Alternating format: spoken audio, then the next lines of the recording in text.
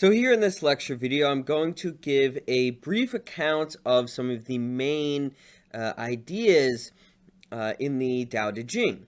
So the Daodejing is the founding text of Taoism, a philosophy, a way of life that is understood to have been founded by Lao Tzu around the 6th to 4th centuries BCE. It's unclear exactly if all of this is written by Lao Tzu. It's largely thought that Lao Tzu really didn't write any of this, right? This was just written down by his followers. So there's a kind of, lack of knowledge as to the actual foundings of this text. One thing to consider, though, about the Daodejing is that it is thought that it's meant to be read as a kind of exercise in meditation. So as you read the aphorisms, it's meant to be a kind of meditative exercise, that you read them thinking through things, and not like a formal doctrine or anything like that. So the Daodejing is a practical guide to living life in a significant way. So we can understand Taoism as a kind of process philosophy. So process philosophy is concerned with how things come to be, and that there are myriad ways of how things come to be, that there's always change, and how to account for that change. So for the human being, and of course this is the focus, right? As we are human beings, the focus is on the human experience in Taoism. And experience is, according to Taoism, something processual and therefore always provisional. That our experiences are constantly changing. My experience is different from yours. No one experience is exactly the same as anyone else's. So, as the Daodejing says, waymaking, or the Tao, that can be put into words is not really waymaking. And naming, Ming, that can assign fixed reference to things is not really naming. Right? If experience is always changing, if when I taste, a cup of coffee, and then I go back and taste it again, it's not exactly the same taste. It's not as if I'm doing, like in a video, I've rewinded, I press play, I rewind, press play again. It's not the exact same thing. Right? There's even in that moment when I put the mug down and then I pick the mug back up and drink it, there's a difference in the taste from the first time and a second time. And even though we might refer to that as like one, as if it's kind of like static, in a way it's kind of doing a disservice to the unique experience of each of those things each time I experience the taste of the coffee. Now, to kind of make our way around the world, we of course do assign, a fixed reference to things, like when I say coffee, But the idea is that our experience is really so radical. Nothing is ever the same. I mean, this is part of the problem. I mean, think about with drugs, right? A big problem with drug addiction is that you try to achieve the same kind of high, and so you keep doing the same drug, chasing that original high of which you will never experience. I mean, this is the same thing if you take ibuprofen, right? You take ibuprofen for a long time, right? Your body kind of gets used to it in the same way like you drink coffee, and your tolerance, right, goes up to those things. So our experience of these things is always changing, and our experience, therefore, is radical. It's always going beyond, right, the way in which we, to try to make sense of it, the way we categorize it. It really is always beyond that. And to be true to experience would be to understand that it overruns the categories we assign to our experience. So even that, like language, trying to describe a moment, you can never perfectly describe a feeling, right? Even your understanding, right? I mean, so this is one problem as well. We might think that the claim being made here is that there is a real experience. The problem is that it's ineffable. So language can't do service to the experience as it actually is. That is partly true, but the problem is it's not like there is some pure experience that is felt, because that too is not something that lasts according to this understanding of experience being processual, due to the fact that things are always changing, right? And that is how nature works. So in the natural cycle, all things have their moment in the sense that all things flourish at some time or another. We can see this with, of course, human beings, right? And we have a kind of like a peak age when we're mature, and before we get older, and maybe our bodies become more frail, right?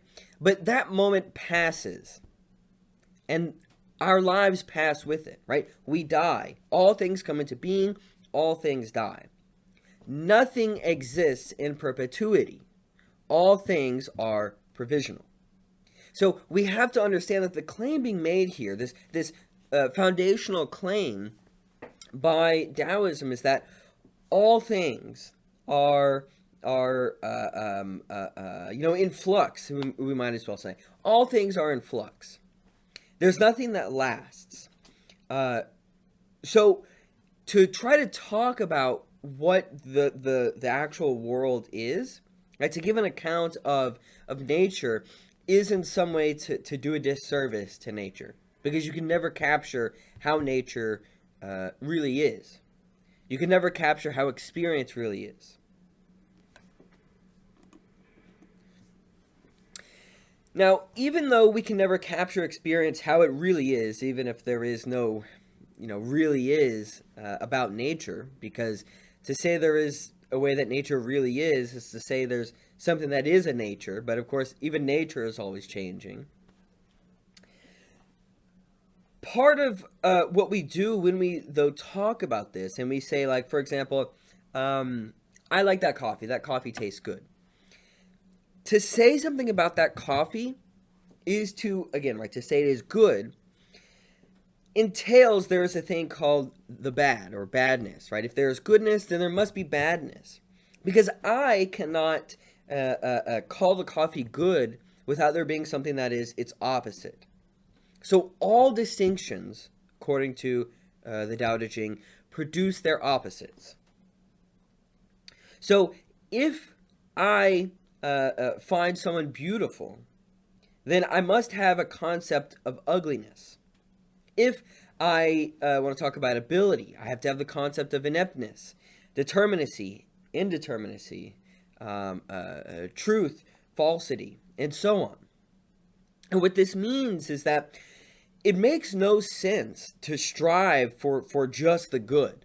Now, this is not saying that you should strive for the bad, but what it means is to have a concept of, like, the good is to desire something which is impossible. Because it is to say that, well, I don't want anything that is bad. But if you have nothing that is bad, then you can never have the good. It's like if you experience some hardships in life, then when you experience joy, the way in which you will experience joy will be much greater than someone who has never experienced hardship. Again, it's like go on a vacation. I mean, and I'm not saying you shouldn't go on a vacation for a long time, but go on a vacation for 6 months, okay? After a while, it loses its uniqueness. It uses the kind of specialness, right? So if someone hasn't gone on a vacation in years and they go on a vacation for 3 weeks, as opposed to someone who's been vacationing for 6 months, it's probably more likely that the way in which the person who has not gone on a vacation in a while and is only going on it for 3 weeks is going to experience something greater. It's not saying that the vacation is itself greater, but the way in which they conceive of it is going to be greater because they have the ability to juxtapose it, right? In relation to the bad, right? In relation to the hardships. And what this means is that, again, it makes no sense to just want a world that is entirely good. It makes no sense to think of there being anything that is static, anything that is pure. Because again, the only way you can make sense of pureness is by impureness. Now, this also does not mean that you should desire bad things. To say, well, I want to desire bad things so I can also desire good things, right? This claim about distinctions producing their opposites isn't to say that one should desire both good and bad. It is to say that even though we may desire good, it is just a fact that it is impossible to experience the good without the bad. And there are also social implications of this. So to favor one distinction, as we might do good over bad, is to make it exclusive and actually to make it impoverishing. And again, right, the social implication of this might be, this is a kind of like proto-feminist argument. So the male should not be privileged over the female in the way that you have these oppositions between male and female, or this distinction. So in the Daodejing, it says, the life force of the valley never dies. This is called the dark female. The gateway of the dark female. This is called the root of the world. Wispy and delicate. It only seems to be there, yet its productivity is bottomless. So you cannot, traditional philosophies or societies that might privilege the male over the female, that might find the male to be more valuable than the female. Well, what the Daodejing is saying is, that makes no sense. It's impossible, because you cannot have the male without the female. That to try and say why the maleness is so great without acknowledging the fact that you can't have maleness without femaleness, and this is not to liken, of course, male is good and female is bad, but it's to say, look, these traditional concepts such as good and bad, male and female are, at least the way in which they're used traditionally, they're used in the same way. And what Taoism in the Daodejing here is trying to do is undermine the way in which these distinctions are supposed to be privileged one over the other. And what Taoism is saying here is that you should not privilege the male over the female, because you cannot have the male without the female. And we'll see this overall in their political philosophy, in the ways in which society should be inclusive. Because to exclude, one thing is to misunderstand its role in making possible all other things. Right? It's based on a kind of ignorance. So those who privilege maleness over femaleness are ignorant of the fact that you can't have maleness without femaleness. And so the female should be privileged just as much as the male in this case, right? So there's a way here in which we can already see how the ontology of Taoism implicates their social and political philosophy. And we actually get a really interesting account of political philosophy in the Daodejing. So,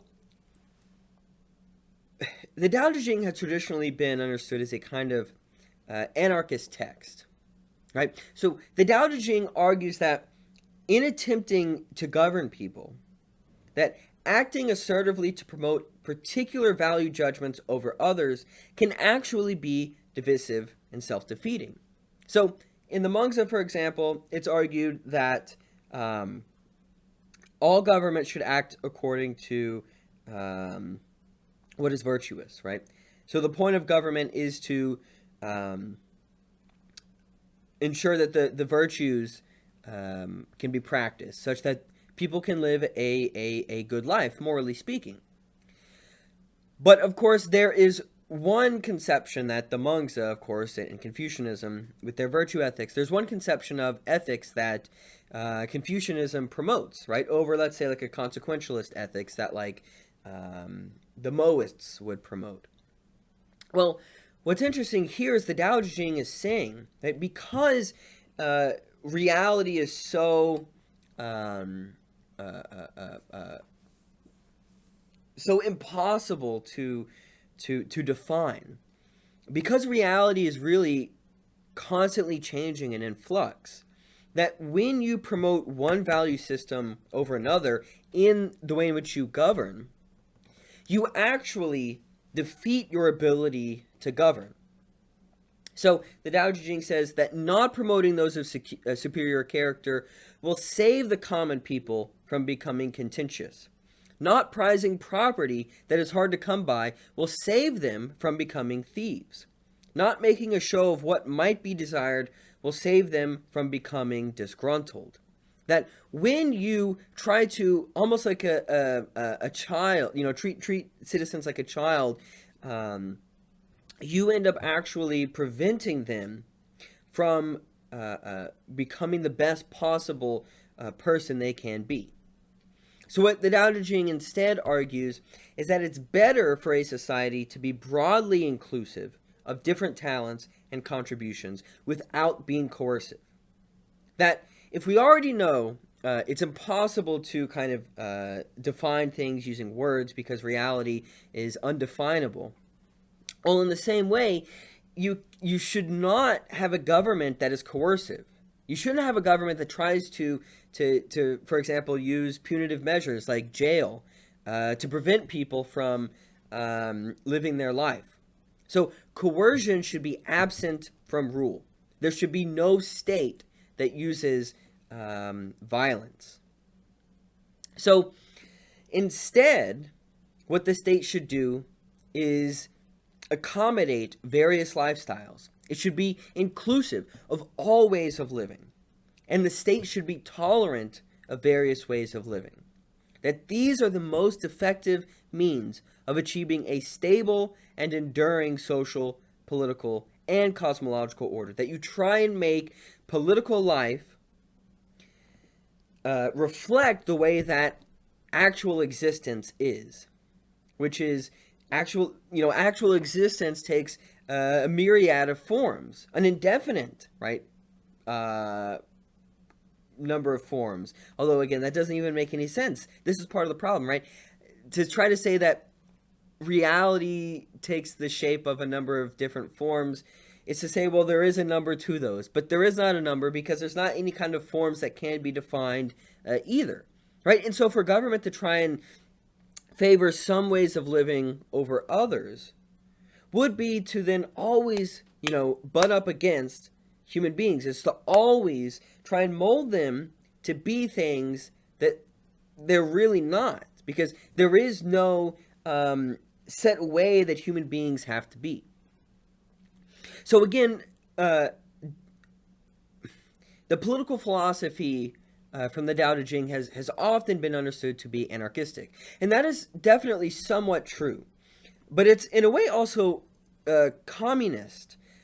So it might be appropriate to think of the political philosophy as advocated in the Daodejing as a kind of anarcho-communism. So the reason is, on the one hand, the Daodejing definitely argues that you shouldn't have a government that is coercive. But on the other hand, it also, so typically, right, people think this means the Daodejing is saying there shouldn't be a government at all. But the problem with this is that the Daodejing also says that an effective administration focuses on the security of basic needs and does therefore not intervene in the character of the community. That in a way, this government is socially agnostic. It does not attempt to say how people ought to live, right? It doesn't involve itself in social issues. But what it does do is involve itself in economic issues. It ensures everyone has shelter. It ensures everyone has food and the nutrients necessary, right, to have a basic sense of well-being, right? So this would be the kind of communism of the Daodejing. So you have a government that is non-coercive, so it doesn't try to tell people how to live their lives, but that same government also provides the basic needs that are necessary to live the life that anyone, right, wants to live. That is the purpose of government. Provide the basic needs, but do nothing other than that.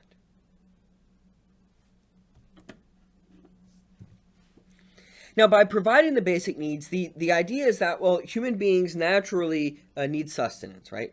And by fulfilling their need for sustenance, it allows human beings to not be concerned with having to meet certain, artificial demands of society, like getting a job, like having to become successful in some career, right?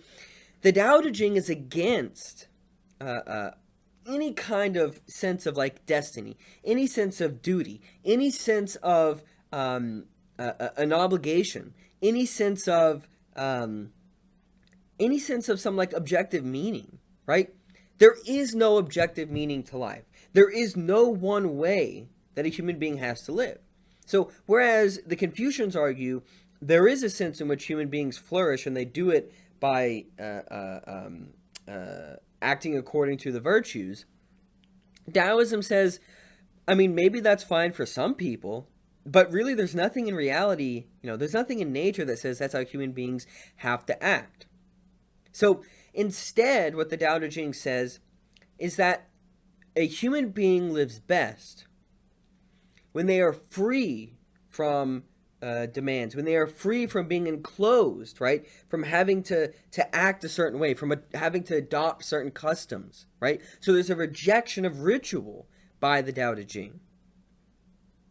So it is by tapping this internal font of spontaneity that is nature. Nature is spontaneous. And it is by tapping into the spontaneity, into the way, therefore, that we are best able to engage the world aesthetically at the level of immediate feeling. That we should, in this way, be concerned with fulfilling our basic needs. If I'm hungry, I eat. I enjoy my food, right? And I don't feel like I have to, maybe, right, like social media says, hey, you really should be eating these kinds of foods because this is what, like, cool people eat.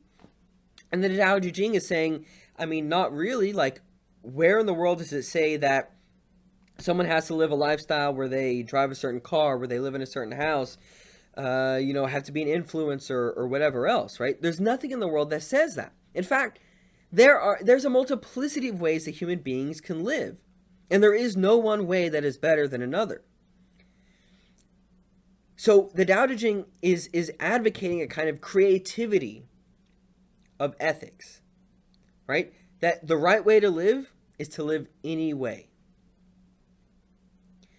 There's something liberating about what the Daodejing here is arguing, because it's to say, look, if you grow up and your parents are saying you need to become a doctor, for example, right? They keep putting this pressure on you that you need to live a life of, such and such a chord, right? Well, the Daodejing is saying, no, you don't, right? That's a lie. That's an artificial construct that society is putting on you that you actually don't have to live up to. That you can create your own meaning for yourself. Now, this doesn't mean, trying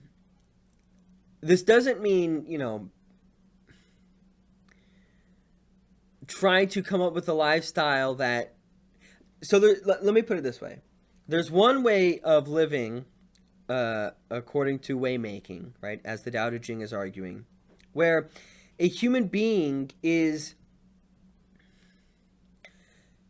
creating something new. Like, let's say, for example, so Steve Jobs, right? Steve Jobs comes up with Apple, right? But maybe after a while, Steve Jobs starts to think like he really has to like continue innovating Apple to make sure Apple as a company is like unique, right? And this starts to become, anxiety-inducing, right, for Steve Jobs. And he feels the pressure that he has to continually innovate. He has to live up to what it means to be Steve Jobs. What the Daodejing is going to say is, at that point, even though Steve Jobs originally was engaging in this kind of ethics of creation, of waymaking, Steve Jobs then began to delude himself. So we can go wrong in waymaking by being creative when we think that because we've come up with something new, right, then there's some kind of expectation we have to fulfill. There is no expectation that we have to fulfill. So getting the most out of our experience depends upon achieving and sustaining optimally productive harmony. Harmony with others, harmony with our feelings, right? And not engaging in extremes. So to be one with the way, to engage in waymaking, is to not desire or become fixated on any particular thing. As the Daodejing says, muddy water, when stilled, slowly becomes clear. Something settled, when agitated, slowly comes to life. Those who prize waymaking do not seek fullness. It is only because they do not want to be full that they are able to remain hidden and unfinished. In one way, right, it's nice when the water is clear, because when the water is clear, you can see into the bottom and you can see what is there. It's useful. On the other hand, there's also something that is lost when you only have a clear, settled water. When you have water that is agitated, that's when things come to life. That's when things can move around and produce, right, life. Then you actually benefit from that. So it would be wrong to think you should only ever want a still, clear water, and it should be wrong to think you only want an agitated water. So you shouldn't seek fullness. You should not seek some kind of fulfillment in some way of living. You should always be, in a sense, right, halfway full. You should always be somewhat satisfied, but never fully satisfied. Anything less than that, right, anything other than that, is to become fixated on one conception of the way, which is false, because there is no one particular kind of way making, no one way of living the life of a human being that is correct. So the Daodejing is clearly arguing against the Confucian conception of government, right? And what they actually argue is that when authentic waymaking thrives, the family-based natural morality of the community takes care of itself. That when the basic needs are met, are provided for by a government, then you don't need, certain customs and certain concepts of duty that need to be taught to people to respect their family and take care of their elders. Instead, people will do that by themselves because they have their basic needs taken care of. And they're not going to be, for example, persuaded to engage in certain things that might make them, treat their family members less than the kind of respect they might deserve. Even more than this, what's really interesting is that, like, where the Shunzi argued that the sage kings were needed to bring humanity out of its bad nature and to teach it how to be good, the Daodejing is actually arguing the kind of opposite. That when there is decadence and when there is decline, then there are philosophers who arise to exacerbate the problem. So as opposed to the sage kings fixing human nature, what the Daodejing is arguing is that the sage kings promoting Confucianism actually end up institutionalizing an artificial alternative to natural, unmediated sentiment. That they end up obfuscating other ways of living according to waymaking. And they instead promote only a single way of living that they say is the right way to live. But of course, since there is no right way to live, since nature is constantly changing, then human nature is actually always butting up against the kind of rules that Confucianism outlines and says everybody must follow. So you can never have harmony. You can never have a harmonious existence that is based on Confucianism, right? That's the idea here. So the Daodejing says, it is when grand waymaking is abandoned that authoritative conduct, ren, and appropriateness, yi, appear. It is when wisdom and erudition arise that great duplicity appears. It is when the 6 family relationships are disharmonious that filiality and parental affection appear. It is when the state has fallen into troubled times that upright ministers appear. So the best way, again, right, the best way to engage in waymaking, the way to live a good life, is to provide the basic needs of human existence. And it is not to have rules which people need to follow, because those rules are artificial and they obfuscate how experience, how human nature actually exists. It tries to actually construct a false account of reality. And when that is done, then authentic waymaking is denied.